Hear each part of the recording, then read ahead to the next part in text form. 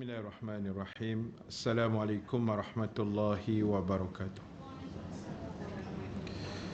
Al-Fatihah. A'udzubillahi minasyaitonirrajim. Bismillahirrahmanirrahim. Alhamdulillahi rabbil alamin. Ar-Rahmanirrahim. Maliki yaumiddin. Iyyaka na'budu wa iyyaka nasta'in. Ihdinas siratal mustaqim. صراط الذين أنعمت عليهم غير المغضوب عليهم ولا الضالين آمين. الحمد لله رب العالمين والعاقبة للمتقين ولا عدوان إلا على الظالمين. أشهد أن لا إله إلا الله وحده لا شريك له وأشهد أن محمدا عبده ورسوله. ربنا افتح بيننا وبين قومنا بالحق وأنت خير الفاتحين فسيكفيكهم الله wa huwas samiul alim. Amma ba'd. Terima kasih pada pimpinan majlis pada pagi ini, Puan Hajah Salwa. Seterusnya pada seluruh ahli jawatan kuasa, muslimin dan muslimat yang dirahmati Allah Subhanahu wa taala sekalian. Alhamdulillah ta'ala, kita memanjatkan kesyukuran kehadrat Allah Subhanahu wa ta'ala. Dengan keizinannya kita dapat sama-sama dipertemukan pada pagi ini. Alhamdulillah. Mudah-mudahan pertemuan kita mendapat kebaikan, rahmat dan keampunan Allah Subhanahu wa taala, insya-Allah.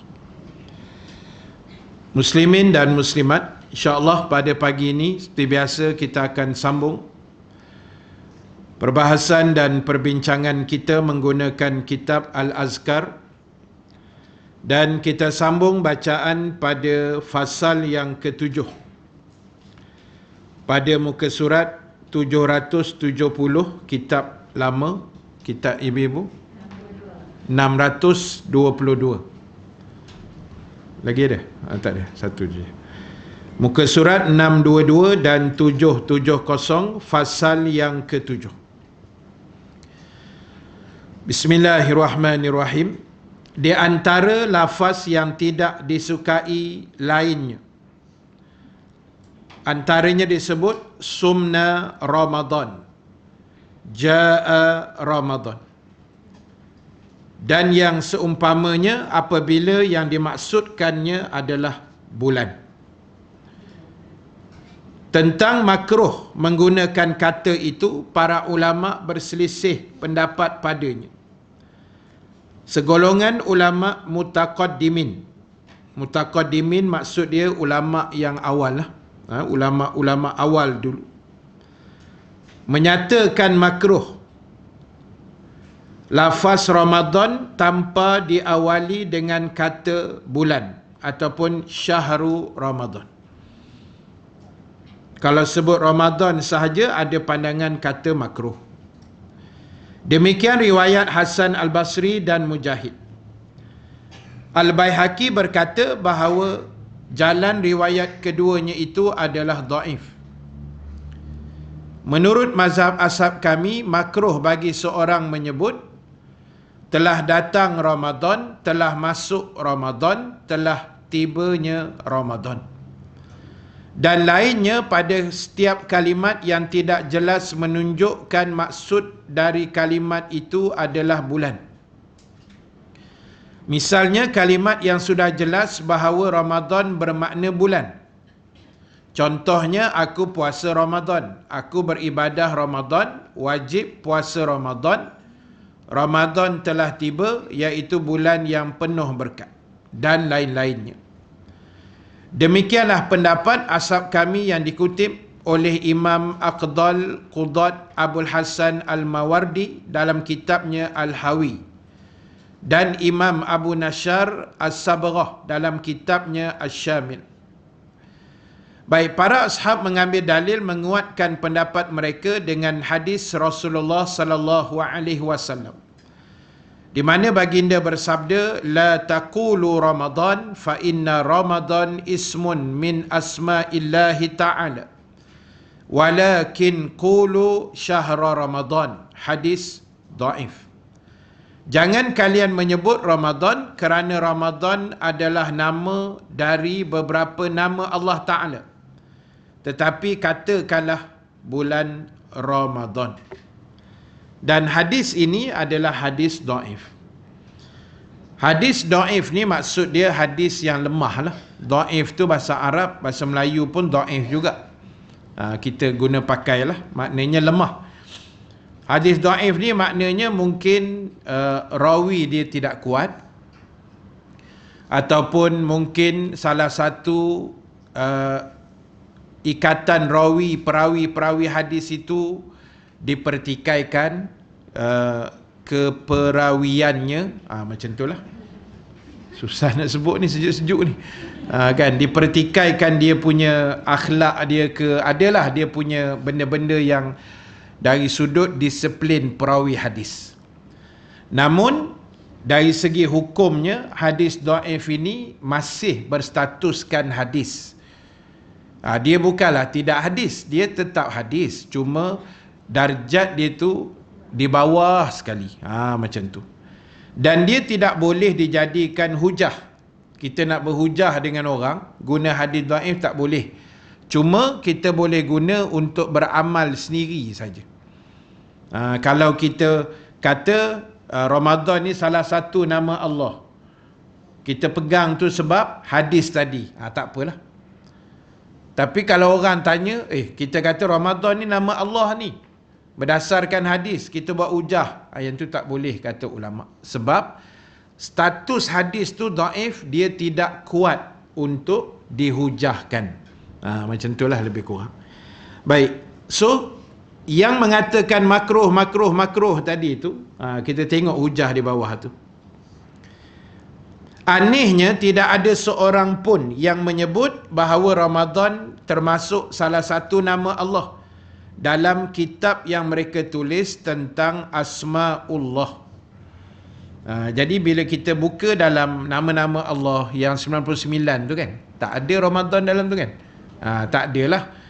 Jadi pandangan ulama ini menyebut, dia kata macam pelik lah. Dalam perbahasan ulama, dalam kitab-kitab yang mereka ulas tentang nama-nama Allah, tidak ada kalimah Ramadan dalam tu.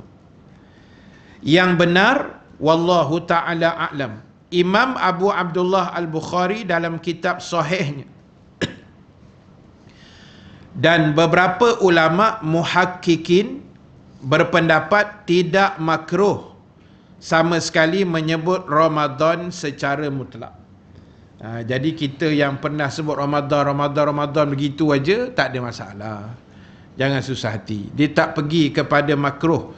Sebab yang makruh tadi, yang mengatakan makruh kita sebut Ramadan sahaja, tanpa letakkan perkataan bulan sebelum perkataan Ramadan itu, pandangan itu agak lemah sangat-sangat. Itu tak ada apalah. Cuma yang kuatnya mengatakan tidak makruh kalau kita sebut Ramadan begitu saja. Sebab adanya makruh itu mestilah ditetapkan oleh syarak.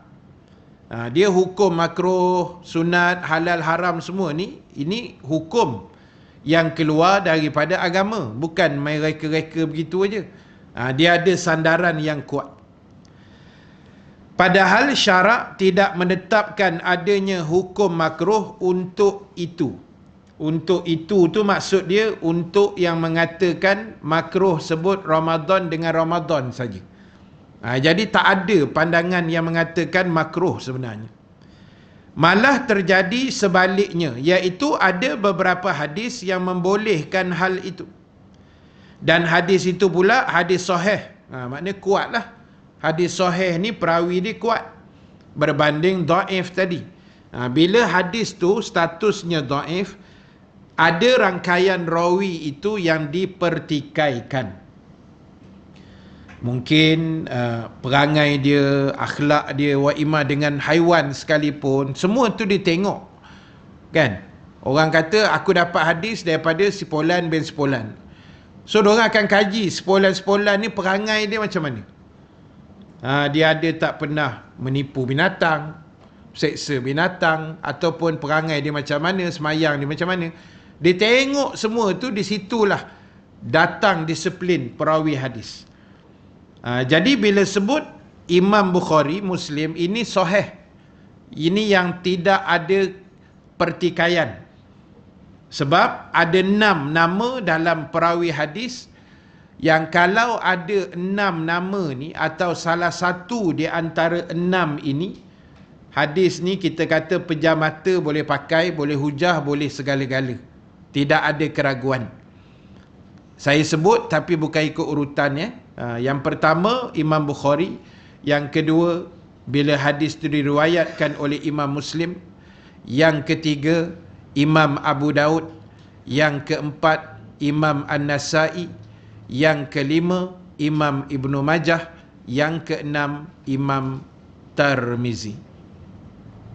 Sekali lagi. Kalau kedua kan aku tak ingat pula dah. Bukhari, Muslim, Abu Daud, Nasai, Ibnu Majah, Tirmizi. Betul? Ada 6 kan? So bila 6 ni salah satu kita baca hadis ke apa, kita tengok bawah tu riwayat Bukhari ataupun riwayat Muslim atau Abu Daud, Tirmizi, Ibnu Majah atau Nasai. Hadis tu confirm sahih. Confirm sahih. Dan ada pandangan ulama-ulama hadis menyebut status hadis yang paling tinggi, yang paling hebat, sehingga diletakkan kedudukannya selepas Al-Quran. Tu bukan main-main tu, kan? Lepas daripada Quran, rujukan paling tinggi adalah hadis yang diriwayatkan oleh Bukhari dan Muslim.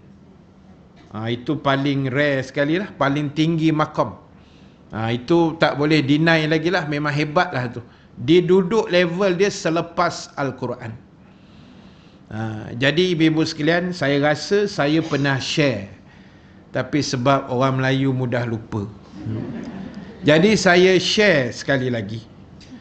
Ada satu apps yang saya guna pakai, dan sebenarnya ada juga ustaz-ustaz lain yang pakai apps yang sama.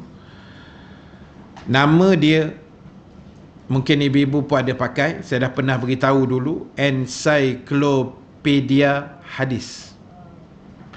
Ada tapi spelling dia, sebab dia bahasa Indonesia, dia spelling dia encyclopedia, dia tak ada A belakang. Encyclopedia Hadis. Macam mana nak eja encyclopedia, ejalah sendiri. Susah aku nak menyebutnya kan. Encyclopedia Hadis itu sangat-sangat bagus. Saya banyak juga kadang, ialah bila ada musim-musim tertentu kan, kadang orang rojok hadis, orang dapat hadis ni betul ke ustaz, hadis ni ya ke, hadis ni ya ke, dia tanya kita macam kita pakai hadis. Jadi saya semak, bila ada situ nombor hadis Bukhari nombor sekian, hadis ni nombor sekian, kan nombor hadis tu ada, senang kita refer dalam apps tu. Dan dia sangat membantu sebenarnya rojokan kami lah, saya sendiri terutama. Bila kadang saya pening kan, apa aku nak ceramah hari ni, contohlah kalau pergi tempat baru yang orang jemput kan, walaupun banyak modal nak ceramah, tapi kadang kita nak fokus satu benda. So saya type dekat search tu syurga, contoh tak, dia akan keluar semua hadis syurga. Dan yang bagusnya semua hadis tu ada status dia, sahih ke, hasan ke, dhaif ke, kata sahabat saja ke, bukan hadis, semua ada. Tapi untuk dapat semua tu kena langgan lah. Dia bukan free. Kalau free tu dia orang kata limited lah. Tapi langgan dia sangat berbaloi. Saya punya langganan tak silap saya RM48 setahun. Murah lah. Kan? Kita beli roti boy pun berapa dah? No? Sejuk-sejuk ni lapar ibu-ibu sekalian. Teringat roti boy pula. Jadi kita langgan tu setahun RM48. Ada yang lagi murah dapat daripada itu. Nasib lah, rezeki-rezeki dia buat promosi ke macam mana kan. Tapi saya punya, saya rasa RM48 lebih kurang setahun. Berbaloi ya. Sebulan berapa ringgit je kan. Jadi senang kita rojok, kita semak. Dia ada buat poster, dia ada hadis dalam bentuk tulisan, ada Arab dia, ada Melayu dia. Tapi bahasa Indonesia sikit lah, tapi boleh faham lah kan. Jadi senang kita nak rojok. Itu kalau apps tentang hadis lah. Kalau apps Quran ni dia banyak lah kan, dia macam-macam ada, yang tu tak ada masalah. Baik, sambung kitab kita balik. Baik, sekiranya baik, sambung kat mana tadi? Adanya hadis riwayat Sahih Bukhari Muslim dan lain-lain yang tidak terhingga banyaknya yang menyebut kata Ramadan sahaja secara mutlak.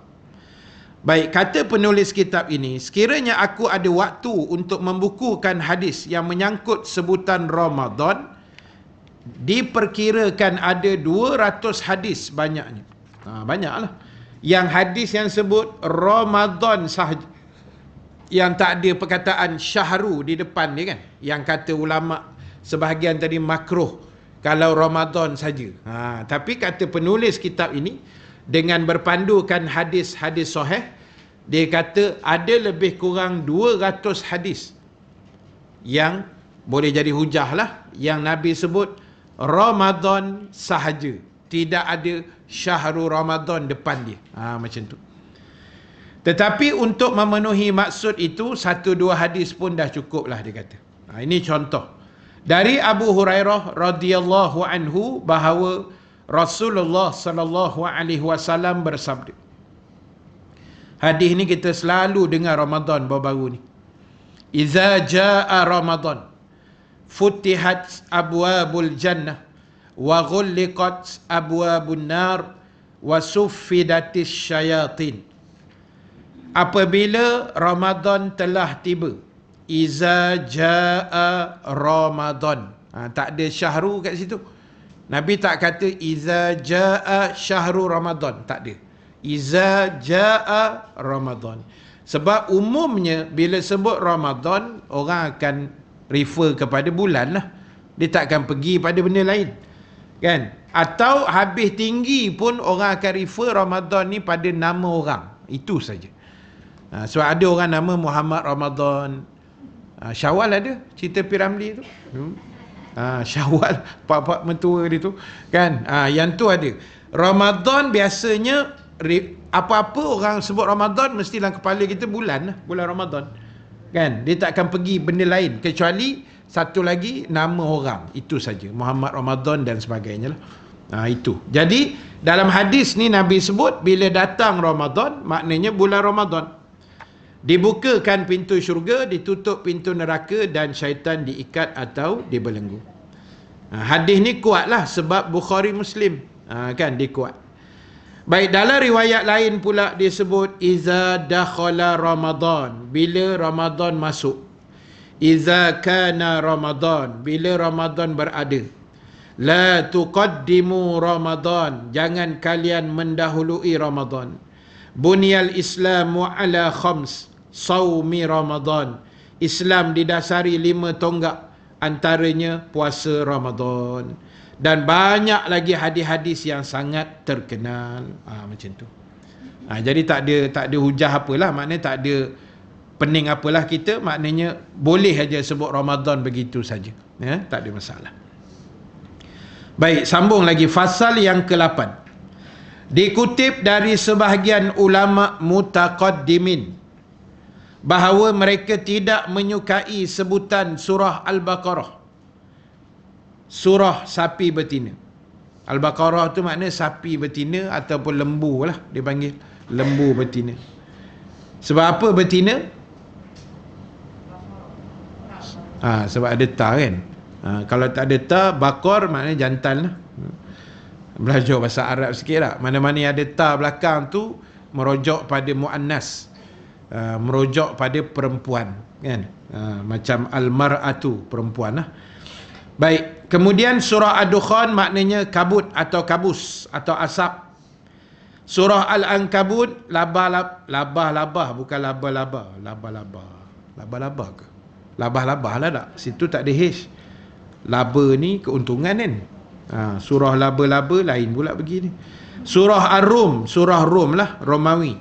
Surah Al-Ahzab ataupun dipanggil surah persekutuan. Al-Ahzab ni perikatan lah, bukan parti tu, lain.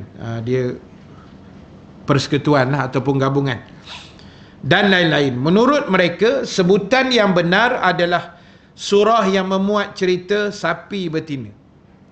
Dia tak suka pula nama Al-Baqarah tu, dia nak sebut panjang pula, surah yang memuat cerita sapi betina. Ataupun surah yang menyebut wanita, kalau surah An-Nisa. Dia tak suka surah wanita, tak mau. Dia nak surah yang menyebut hal wanita. Dia macam skema sikit lah. Dia nak macam tu. Aku berpendapat bahawa sebutan itu salah. Yang kita sebut kejap ni salah lah. Sebab apa? Sebab menyalahi sunnah Nabi SAW. Kerana beberapa hadis yang disebut oleh Nabi sebut dengan jelas nama surah itu. Tak ada ubah-ubah surah yang mencerita surah binatang ke, tak ada. Sebut seketul. Contohnya Nabi sebut al-ayati min akhiri suratil Baqarah man qara'ahuma fi lailatin kafatahu. Dua ayat dari surah Al-Baqarah, yakni surah sapi betina. Barang siapa yang membacanya pada malam hari, cukuplah kedua baginya. Hadis Bukhari Muslim. Kuatlah hadis tu kan. Dua ayat akhir itu apa? Amanah Rasul kan, dengan lillahi ma tu. Itu dua ayat akhir dalam surah Al-Baqarah. Nabi kata siapa yang baca malam-malam nak tidur, cukuplah kedua itu baginya. Maknanya Allah akan pelihara, Allah jaga, Allah lengkap, Allah cukupkan segalanya. Dan sama juga dalam hadis yang lain, Nabi sebut perkataan surah Baqarah. Satu lagi, tak ada dalam ni lah, saya tambah satu lagi. Nabi sebut dalam satu hadis, Nabi kata, la taj'alu buyutakum kubura. Nabi kata jangan jadikan rumah-rumah kamu seperti lubang-lubang kubur.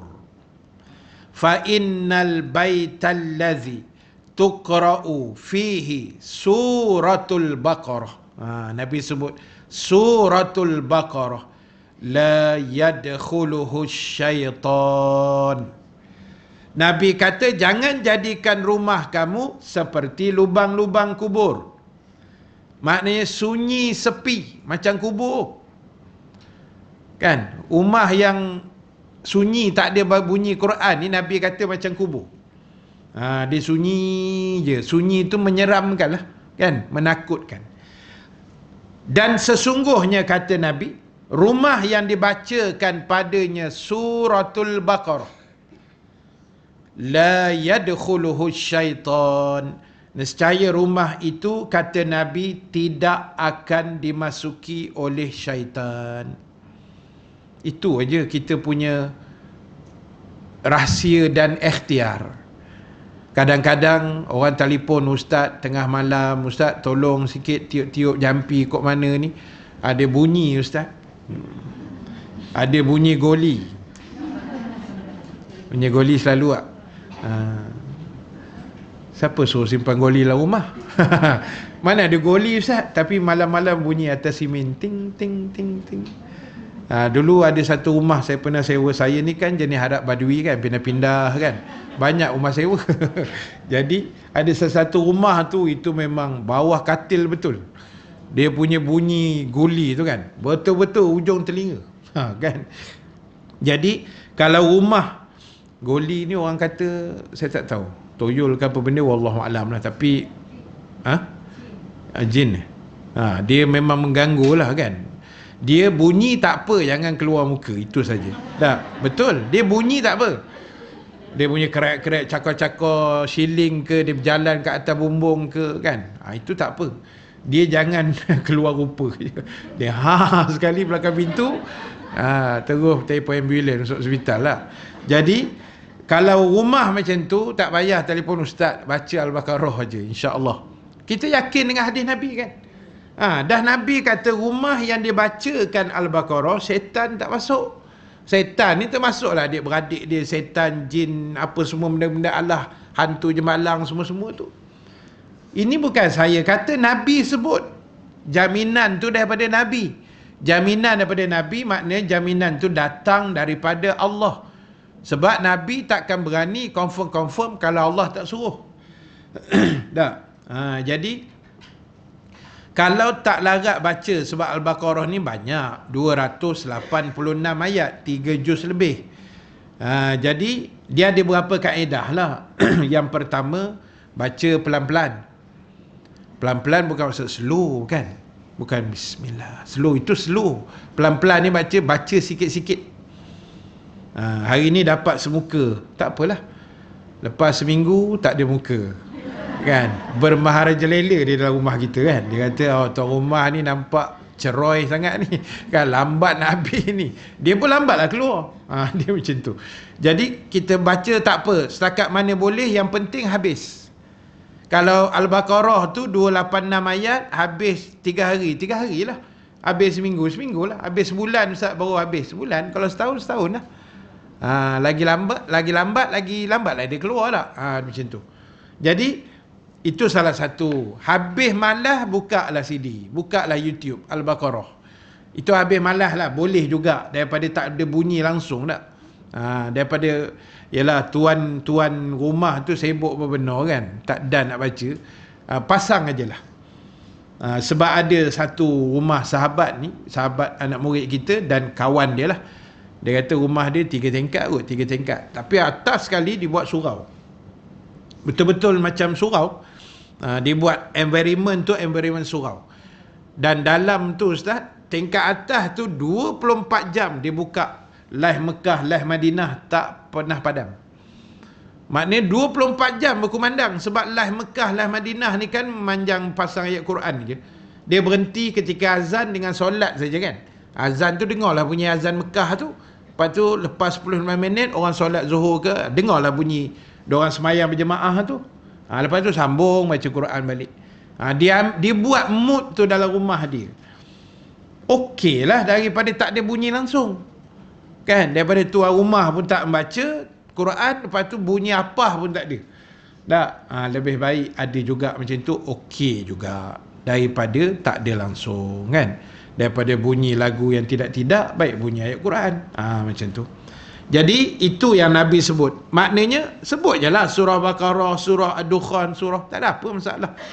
Kadang-kadang itu saya kata, orang ni dia tak ada apa benda nak dipikir kan. Apa aku nak cari salah ni, carilah.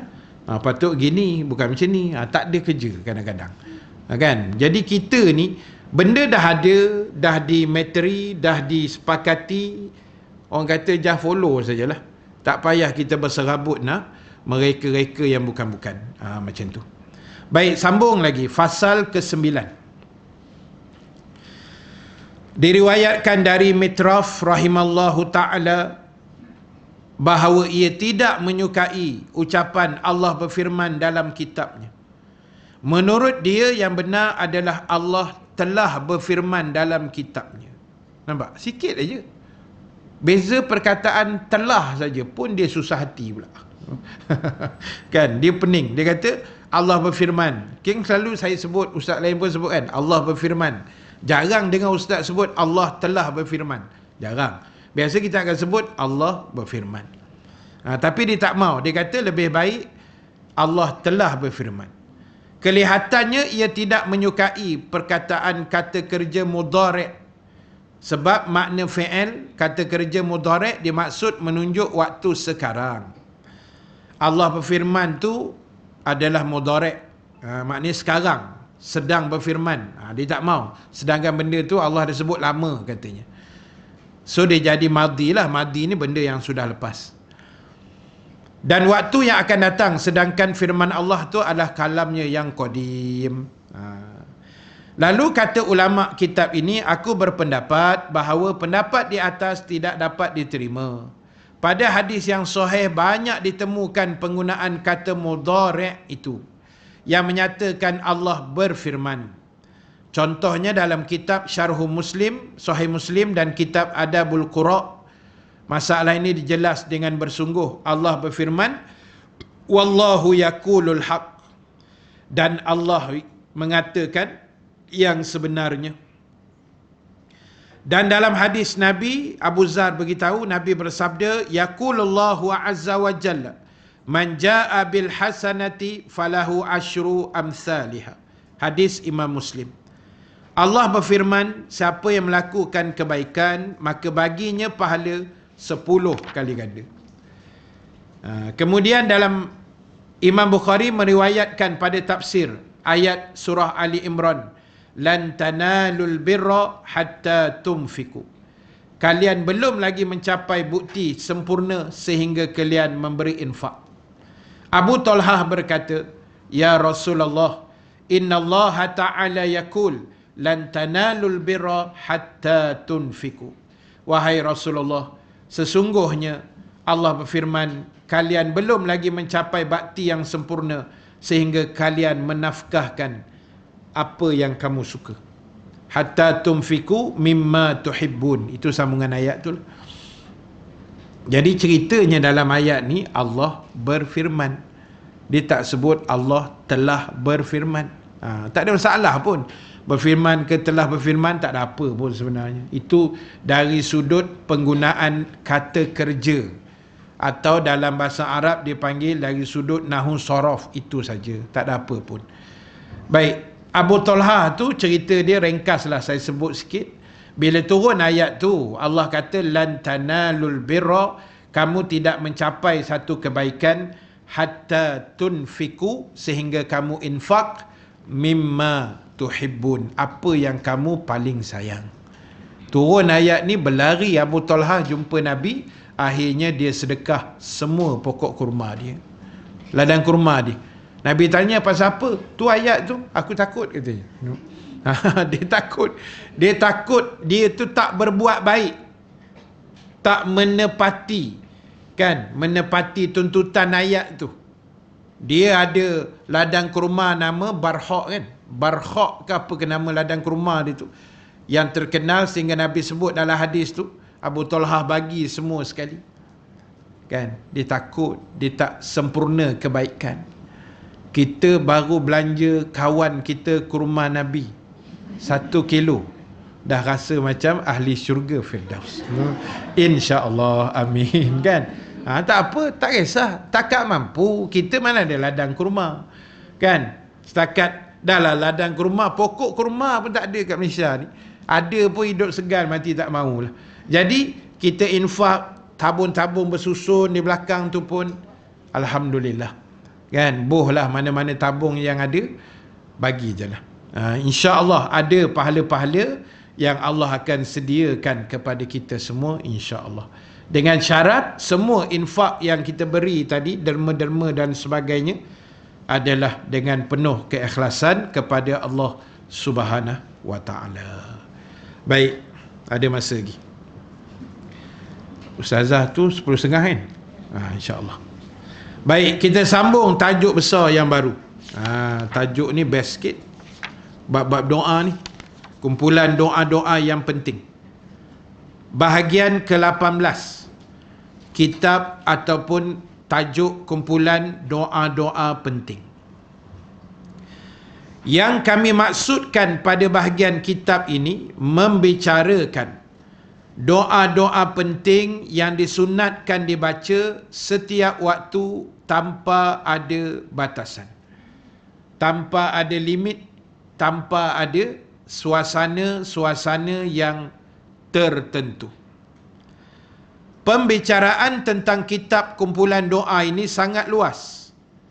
Tentu saja tidak mungkin di sini dibicarakan keseluruhannya. Jangankan keseluruhan, 1/10 pun tak sampai. Oleh kerana itu, di sini hanya aku kemukakan hal yang pentingnya saja. Yang paling utama sekali antara doa penting adalah yang disebut di dalam Al-Quran. Jadi ibu-ibu, tuan-tuan, muslimat sekalian, dari sudut ranking doa ya, doa yang paling handal, yang paling hebat, yang paling terbaik adalah daripada Al-Quran.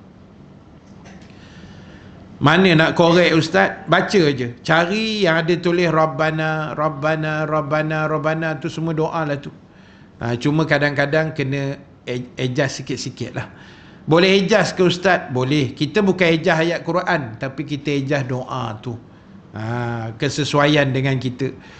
Kan biasa kita baca Rabbana atina fid dunya hasanah. Itu ayat Quran surah Al-Baqarah ayat 200 ataupun 199 macam tu, saya tak ingat. Lebih kurang ayat tu lah.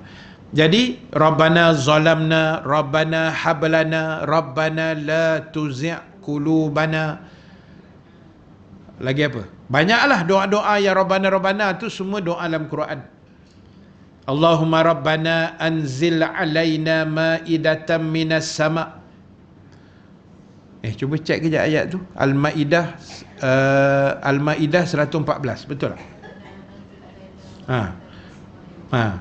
Al-Maidah 114. Betul tak?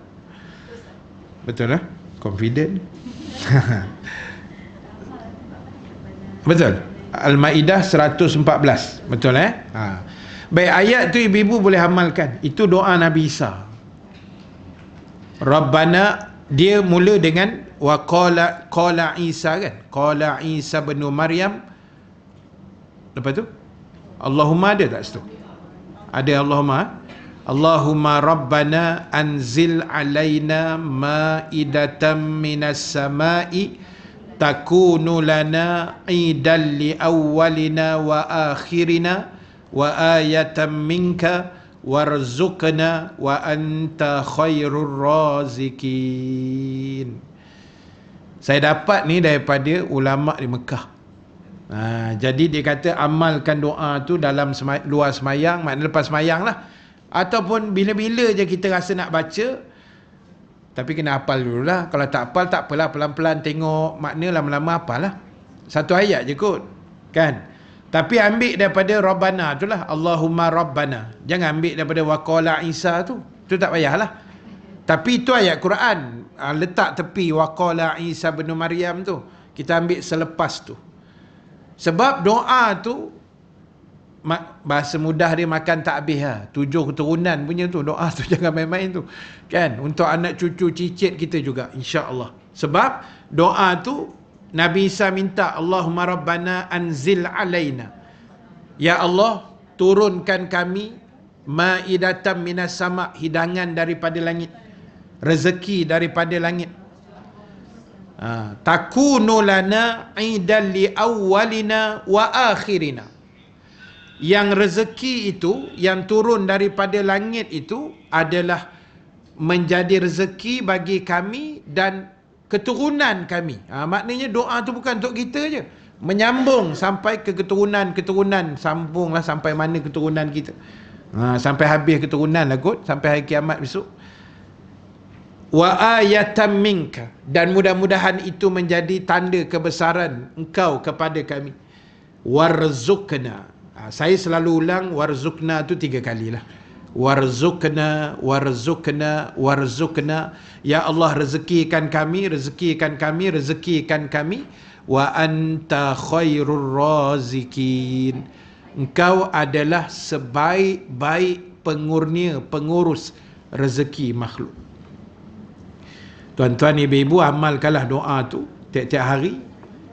Tengoklah rezeki kita macam mana pergi ni, kan? InsyaAllah. So, nombor 1, ranking terbaik doa adalah daripada ayat Quran.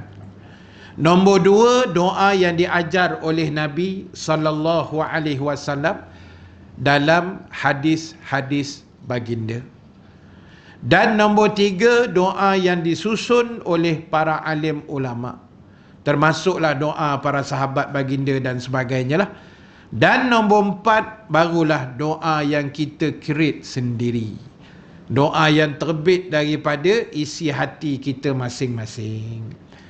Tak kiralah doa bentuk bagaimana sekalipun, yang penting mintalah yang baik-baik, mintalah yang memberi manfaat, mintalah benda yang berfaedah, mintalah benda yang boleh mendekatkan kita kepada Allah Subhanahu wa taala. Dapat no? 114 surah Al-Maidah. Baik, doa-doa ini banyak sekali, iaitu doa dalam Quran. Kemudian doa yang dibaca oleh Nabi, samalah macam saya sebut tadi.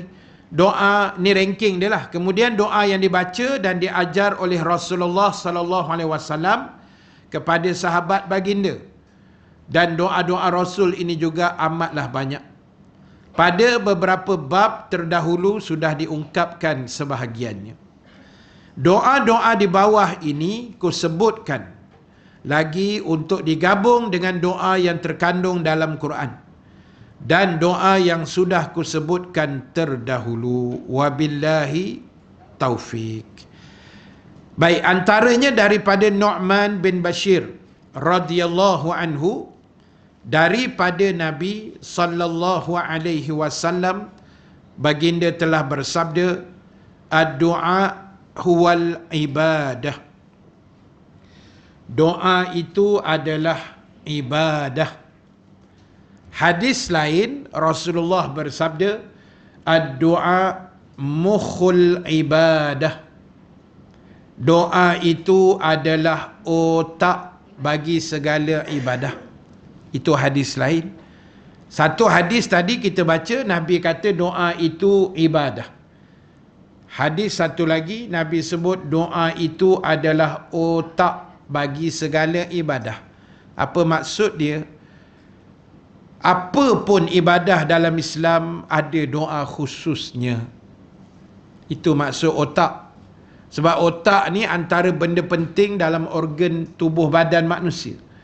Muka handsome, otak tak ada, jalan. Tak pakai.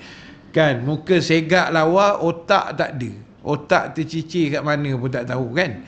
Orang pun tak hormat kita. Orang tak layan, orang kata gila je.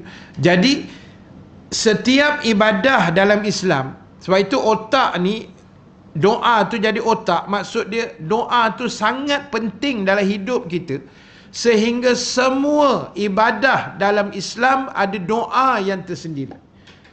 Carilah apa ibadah yang tak ada doa. Memang tak ada punya. Semua ada doa. Pakai baju pun ada doa, cuma tak baca je. Tak dan baca.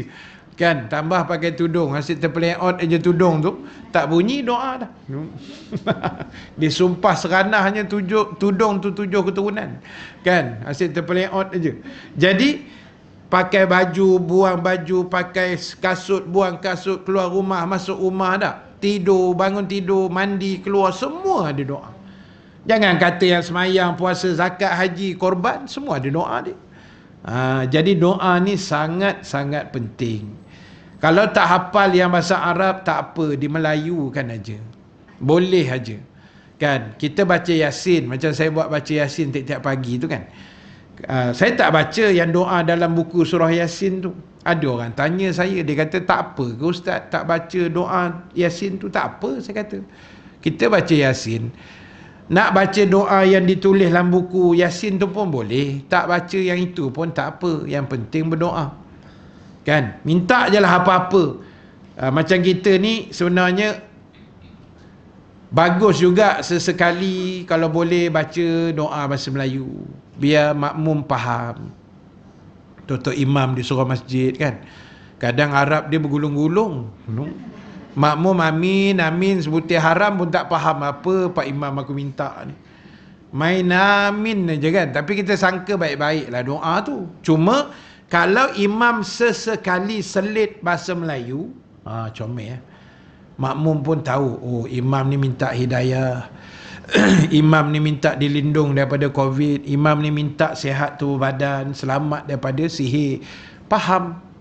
Kita pun semangat nak aminkan doa tu, kan? Sebab kita faham, bukan tak boleh bahasa Arab tu boleh, tapi sesekali Tok Imam pun kena cerdik sikit, kan? Selit sikit doa. Sebab tu saya kata kalau kita orang lelaki ni, yalah, yang jadi imam selalu orang lelaki lah, kan? Dia kena fakih. Bila jadi imam ni kena cerdik, kena bijak.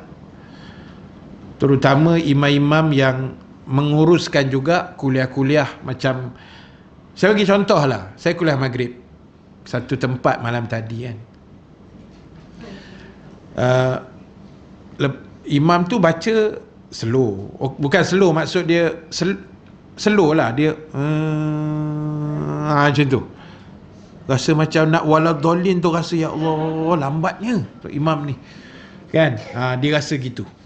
Lepas tu dia punya wirid pula lama, panjang. Itu pun saya tak tahulah ada siapa bagi signal kat dia, kan. Masa dia sebut kita nak baca subhanallah, lepas tu alhamdulillah, Allahu akbar, kan.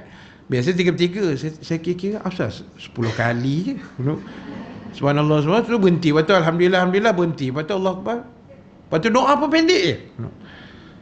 Saya pun lega lah. Dah lah hujan lebat, kan. Lepas tu dia buat wirid panjang-panjang macam tu. Lepas tu nak start kuliah, dia geng-geng tok siap lah, yang siap-siap meja kuliah. Dia cuit, Ustaz, imam kita memang macam tu, Ustaz. Kalau tak dibisik tadi, entah pukul berapa Ustaz boleh kuliah, katanya. Dia memang meleret-leret. Dia ada orang jenis gitu.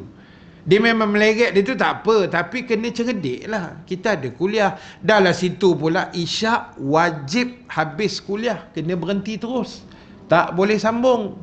Kau pula wirid panjang-panjang, berapa minit orang nak boleh dengar kuliah? Untung pada ustaz ceramah pendek, sagau hati sama, no? Untung kat ustaz. Nanya ke makmum, nampak? Jadi imam tu kena cerdik, tengok belakang-belakang ustaz dah sampai ke belum, intai-intai parking kereta ustaz tu dah ada kereta ke belum. Macam tu lah. Jangan dapat mic tak sedar diri, tak pandang dah belakang ni, lantak kau lah, ustaz ada ke, ustaz lambat ke, apa ke. Aku wirid macam biasa je. Tak boleh. Dia kena cerdik. Sebab itu Nabi kata, siapa jadi imam kena intai orang belakang. Satu hari Nabi imam isyak, baru nak angkat takbir ni, Nabi dah niat, kan, hari ni aku nak baca panjang. Panjang.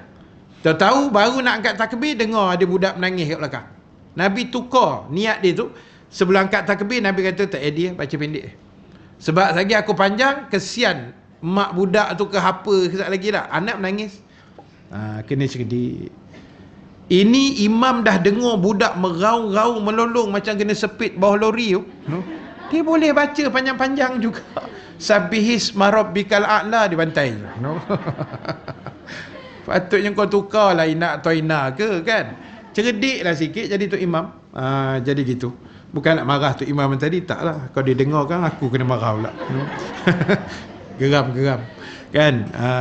Nak cerita kena cerdik. Sebab benda ni dia panggil fakih. Kadang dalam kelas, dalam sekolah tak belajar benda ni. Kan?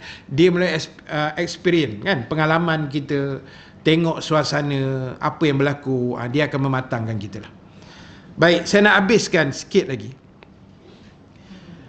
Daripada Sayyidatina Aisyah radhiyallahu anha ummul mukminin.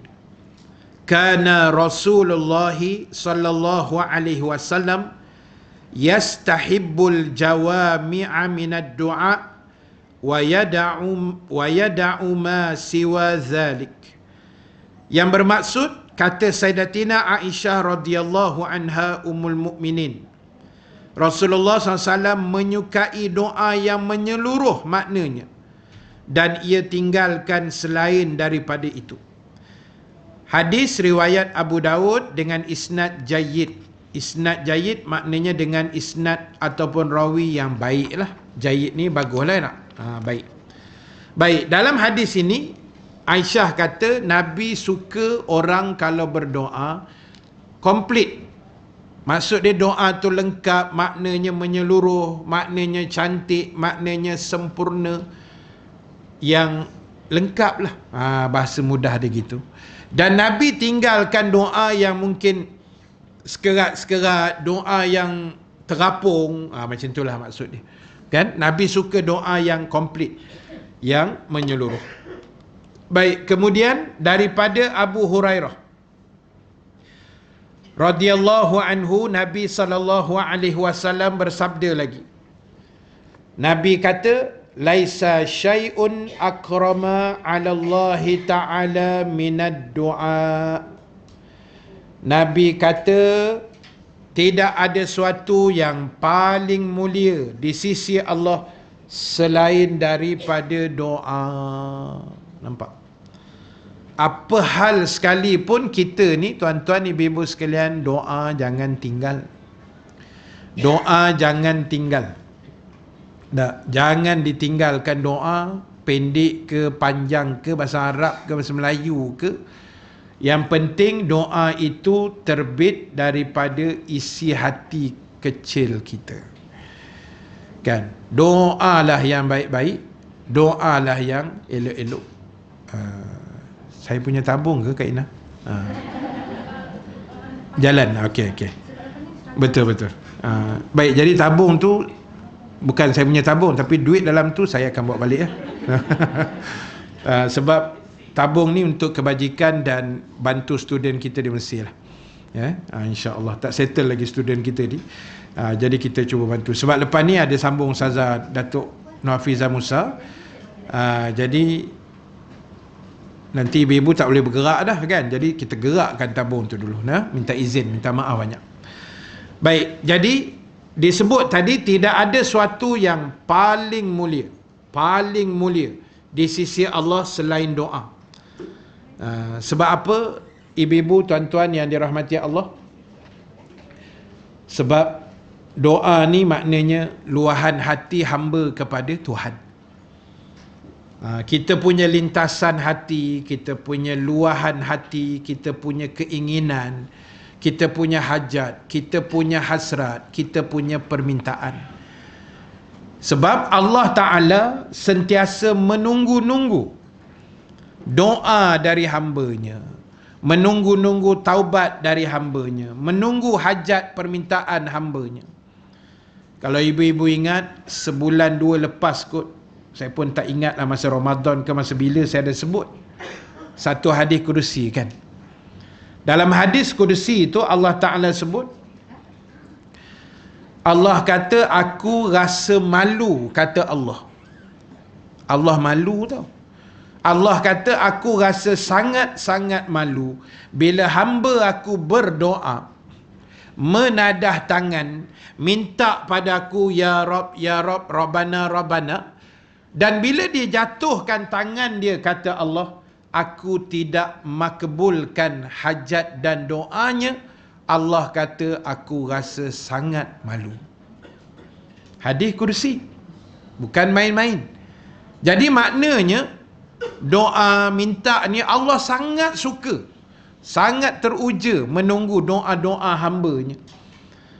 Dan ulama kata sah-sahlah tuan-tuan ibu-ibu sekalian, orang yang tak mau berdoa ni orang yang sombong saja. Dia rasa diri dia hebat, dia rasa diri dia sempurna tak, dia rasa diri dia lengkap, dia tak mau berdoa. Jangan. Kita ni banyak kelemahan, kita ni banyak hajat, kita ni banyak keperluan lagi, banyak hidup kita belum settle kan, banyak benda lah hajat-hajat kita. Jadi mintalah sungguh-sungguh. Dan minta dalam doa ni dia, ialah doa ni dia ada adab, ada etika dia, ada kaedahnya kan. Kena buat sungguh-sungguh lah. Jadi ibu-ibu sekalian, ya, sila.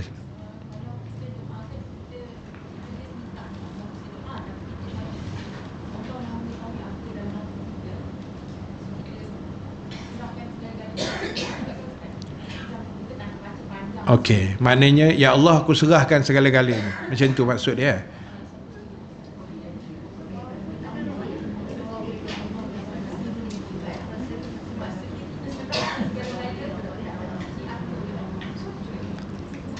Wallahu basirun bil ibad. Okey.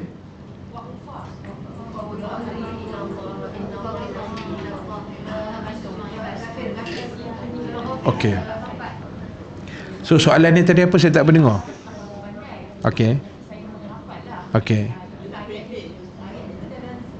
Okey, ayat tu saya tahu.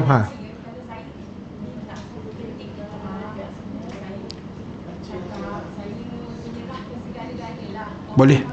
Ya, betul. Ya, ya, betul, betul. Faham soalan. Okey, baik, dia macam ni. InsyaAllah saya boleh faham soalan tu. Dia macam ni. Yang terbaik semua kita luar, minta ya Allah aku ni begini. Itu the best one lah. Tapi ada hari-hari tu kadang-kadang dia ada hari kadang-kadang kita blank tau. Kita macam apa benda aku nak minta ni kan. Tapi tak apa, just kita doa, kita minta ya Allah, hari ni aku berdoa ya Allah, aku serahkan apa saja yang terbaik pada Engkau ya Allah. Apa saja aku minta pada Engkau, apa saja. Walaupun kita tak spesifikkan benda tu, tapi hari-hari yang sebelum, hari-hari yang lain memang kita ada khususkan doa-doa itu kan. Tak ada masalah, boleh. Okey je. Kan? Sebab dia ada satu level lagi ibu-ibu sekalian, sampai dah tak tahu apa nak minta. Itu kira tahap wali. No? Kan dia dah macam ni. Lama-lama diam. Apa benda aku nak minta, dah tak tahu ni. Macam rasa, kan? Pernah? Kan? Dia diam.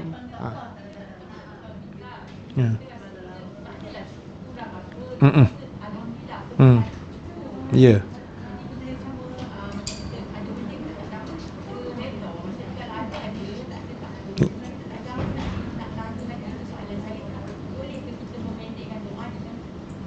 Boleh.